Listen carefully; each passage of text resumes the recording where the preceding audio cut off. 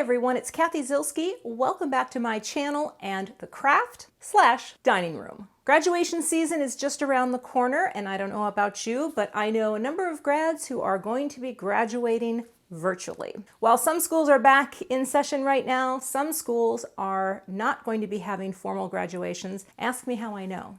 I have a grad student who's pretty bummed that her school is not doing in person. I have a new stamp set that I designed specifically for this year for the world that we are currently in called Virtual Grad. I'm going to share a couple card projects. If you have a virtual grad this year that you can't see in person, I got the stamp set for you. That card project is coming up next. So here's a look at the first card I'll be sharing today, and I think this one kind of has more of a masculine feel, perhaps. And card number 2 really could kind of go either way, but both use the same stamp set to different effects. Let's take a look at the stamps. Here it is, Virtual Grad, and this is very specific to the year that we're in, 2021, but it is all set up to celebrate the virtual grad for whom you cannot see in person. And there are also a set of coordinating dies that cut out pretty much everything in the set. So that's kind of fun if you like to cut things out. Plus, we're going to use a bunch of other products as we go. So let's jump into card 1. The first thing I'm going to do is stamp the hat, and you did it onto a piece of Simon 100-pound black cardstock. I'm going to rub my hand over these stamps. This is just a little tip. If you have a brand new set, they have a little coating on them that kind of can muck up your stamping until they get conditioned, so you can wipe that off. I'm going to use my embossing magic powder so that when I stamp down my clear sticky ink, my powder only sticks to where I am stamping that ink. So I'll go ahead and press this down. I like to use my little stamp tool because it keeps my wrists in a nice neutral position. This is called a Debbie tool. Love it. And that looks great.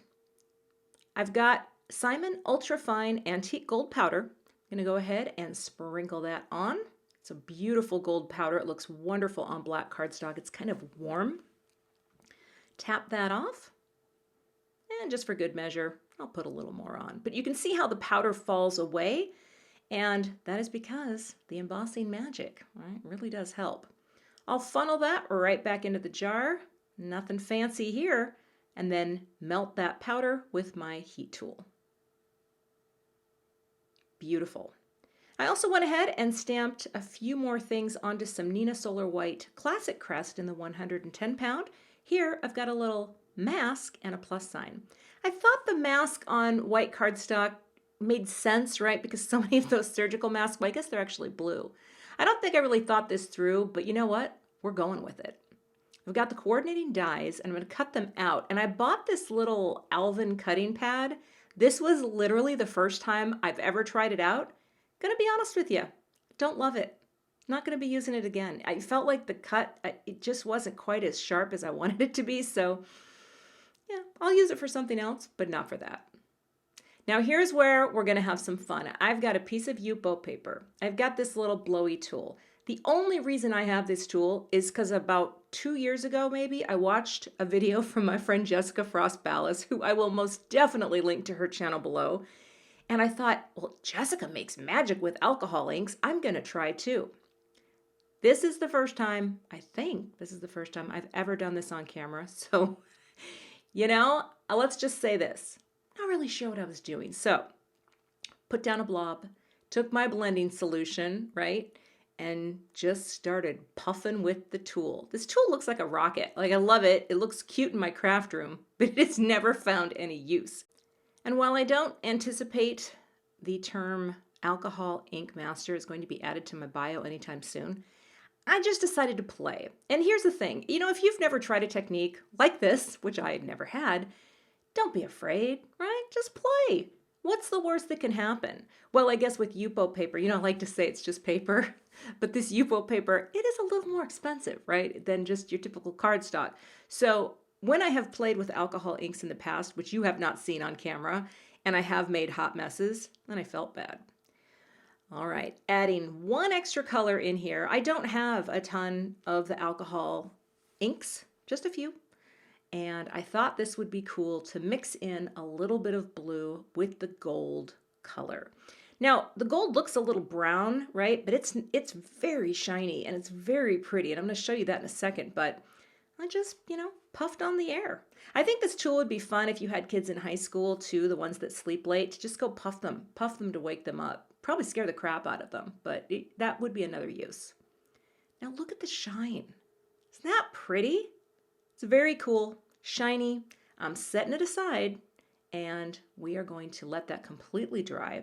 And once it was completely dry to the touch, I grabbed a panel die from my Waffle Flower panel set, and that is the cut that I'm going to create. I wanted it to be bleeding off the upper left and coming down into the card. I'll make my white card base here. This will just be a US A2, right? 4 1/4 wide by 5 1/2 tall. And the thing that's kind of cool, the cardstock is super white, but the Yupo paper sort of has a yellow hue. And I think that's kind of cool to do an off-white on a white. But I'm going to take some tape runner here and a piece of fun foam.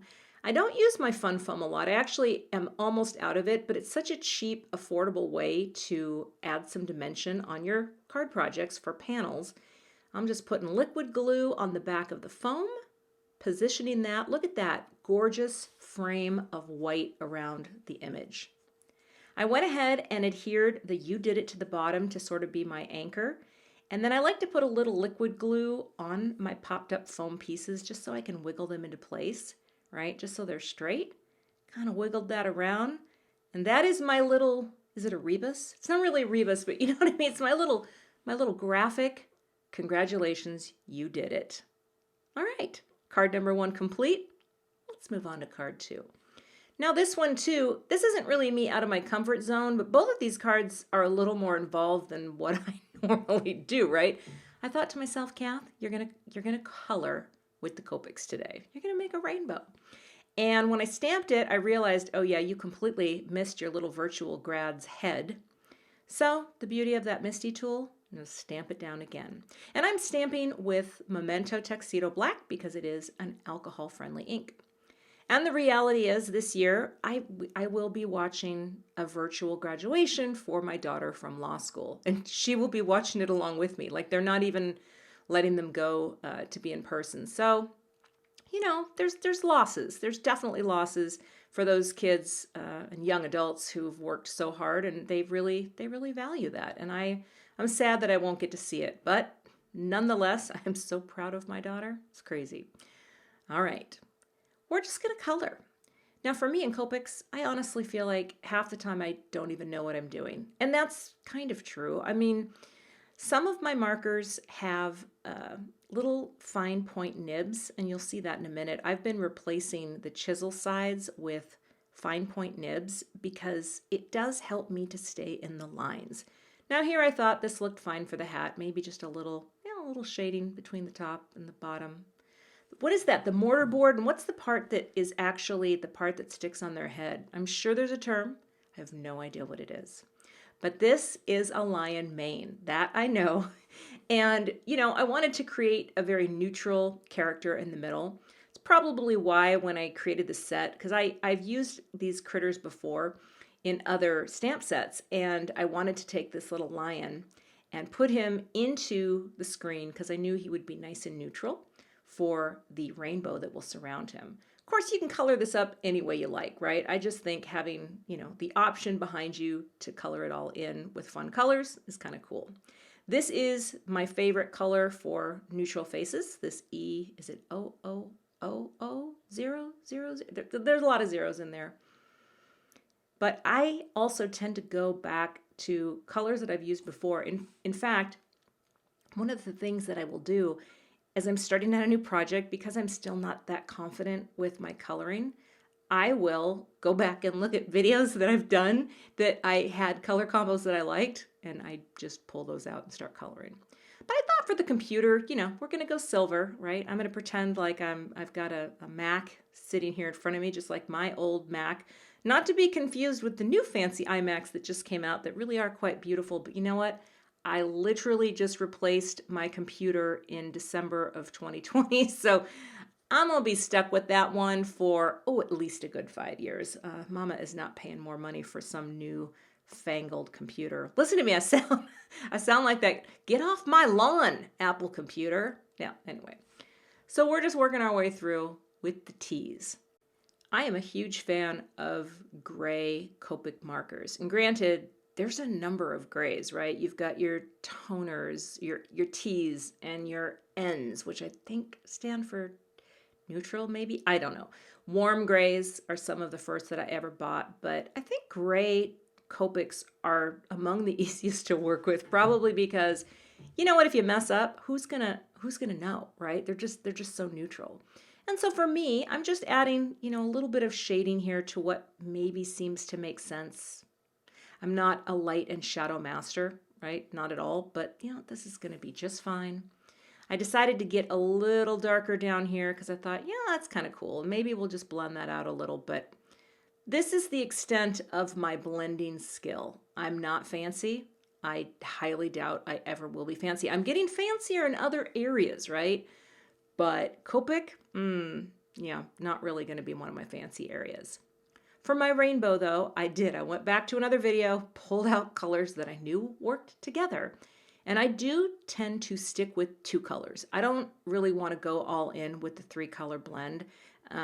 That makes my brain hurt. And I feel like if I'm keeping it simple, right, I do not need more than 2 colors to blend together. So just working my way around here in the rainbow order. I thought it would be cool, rather than have a color in each of the little rays, if you will, I just wanted all red at the top, and I'm going to keep the same color as we go down, all green at the bottom. I just thought it would make it simpler. It made for fewer colors that I had to choose, and also just visually, I thought it was a little simpler. And as an added bonus, and I didn't really plan this in my mind, having red and green across from each other directly in this sort of implied color wheel, that looks pretty nice. So there you go. Bringing in my greens. Love these greens. They're very pretty. But I also changed my mind on blending. As I got here, I thought, it would look better kind of having the color be darker around his head. Like it should be more of a circular thing because the centers, right, the other bands are coming out from the center. And when I did the red one, I just kind of went from top to bottom or from left to right. And then I thought, why do you do this, Cathy? It's fine though. I'm going to go back in, darken around the hat a little bit more.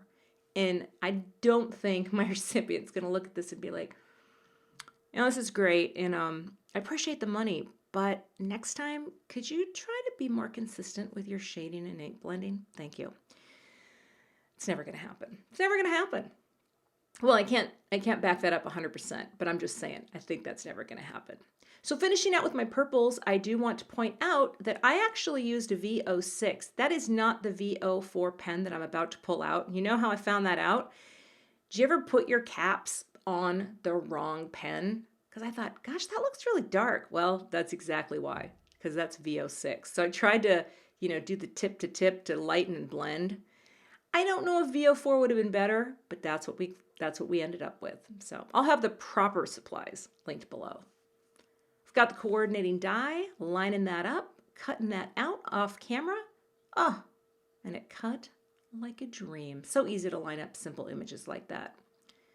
I went ahead and stamped Happy Graduation, sprinkled on a little powder in silver to have a nice, shiny Happy Graduation, which I thought was cute. See? Nice little shine.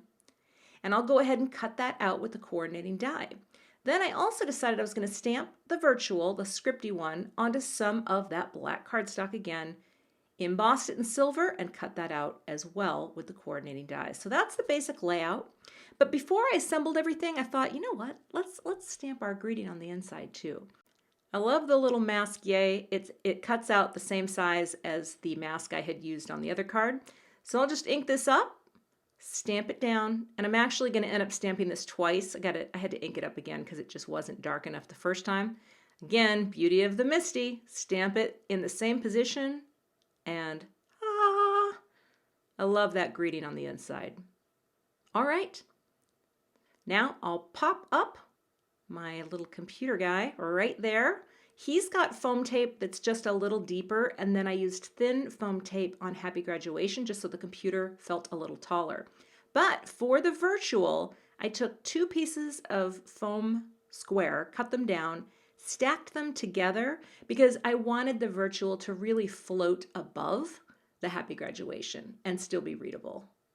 So that's it. That's card number 2. A little bit of Copic coloring. I mean, it's very clean and simple. The coloring part is less simple, but I'm happy with how both cards turned out.